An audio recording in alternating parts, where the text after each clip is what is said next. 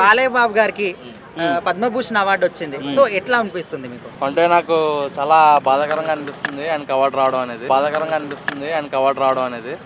బాధాకరమా? ఎందుకన్నా? ఎందుకంటే ఆయనకి ఇంకా ఇంతకు ముందే రావాలి, బట్ ఆయనకి అవార్డు లేట్గా రావడం అనేది చాలా బాధాకరంగా ఉందన్నమాట.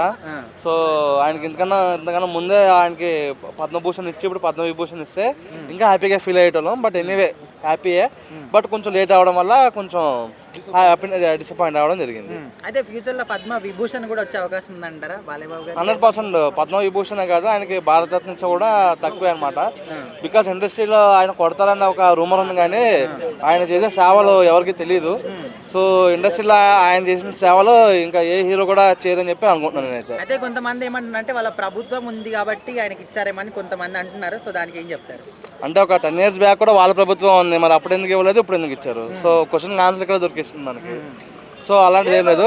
ఆయన హ్యాట్రిక్ మూవీస్ చేయడం కానీ, అన్స్టాపబుల్ షో కానీ, నెక్స్ట్ బసవతారకం సేవా కార్యక్రమాలు చేయడం కానీ, సో ఇలాంటివన్నీ కూడా ఆయనకు చాలా గౌరవం, రెస్పెక్ట్ పెంచినాయి బయట. సో 10 మందిని కొట్టిన ఆయనే, 4 పెట్టినా కూడా ఆయనే. సో అది కన్సిడర్ చేసి ఆయనకు అవార్డు ఇవ్వడం అనేది జరిగింది. అంటే ఇంతకన్నా కూడా సామాజిక సేవలు చేసి రాష్ట్రాల కోసం కష్టపడే వాళ్ళు ఇంకా చాలా మంది ఉన్నారు కదా అని కొంతమంది అంటున్నారు.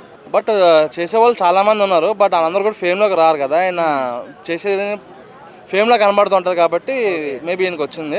బట్ వాళ్ళకి వచ్చే అవార్డ్స్ వాళ్ళకి వస్తాయి. బట్ బాలకృష్ణ గారు అంటే మనకు బాగా తెలుసు కాబట్టి ఆయనకు వచ్చిందని తెలుసు. మొత్తం 132 మందికి వచ్చినాయి అవార్డులు.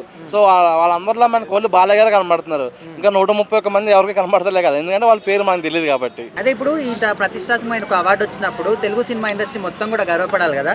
సో మరి చిరంజీవి గారికి పద్మవిభూషణ్ వచ్చినప్పుడు కూడా ఆల్మోస్ట్ అందరూ కూడా సోషల్ మీడియాలో పోస్టులు పెడుతున్నారు, ఓకే, కానీ ఒక గ్రాండ్ ఈవెంట్ కానీ ఏది కూడా చేయట్లేదు. ఇప్పుడైనా చేస్తారు అనుకోవచ్చా?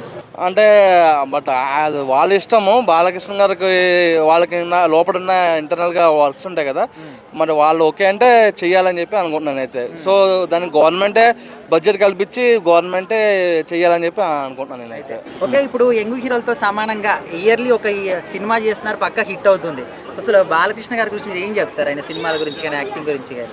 సో ఆయనలాగా ఎక్కడ పడితే అక్కడ ఫుడ్ కాకుండా, ఆయన ఇంట్లో కాకుండా, సో షూటింగ్లో ఏ ఫుడ్ పెడితే ఆ ఫుడ్ తినేసి ఎనర్జెటిక్గా ఉండడం అనేది బాలకృష్ణ గారి స్పెషాలిటీ. సో ఎక్కడ కూడా ఇది సిగ్గుగా ఫీల్ అవ్వకుండా, షైగా ఫీల్ అవ్వకుండా ఏదైనా ఓపెన్గా డేర్గా చేస్తే అప్పుడు అందరూ కూడా బాలయ్య గారిలాగా ఎనర్జెటిక్గా ఉంటారు. సంవత్సరంగా 2 సినిమాలు అనేది చేయడం జరుగుతుందని చెప్పి అనుకుంటున్నాను అయితే.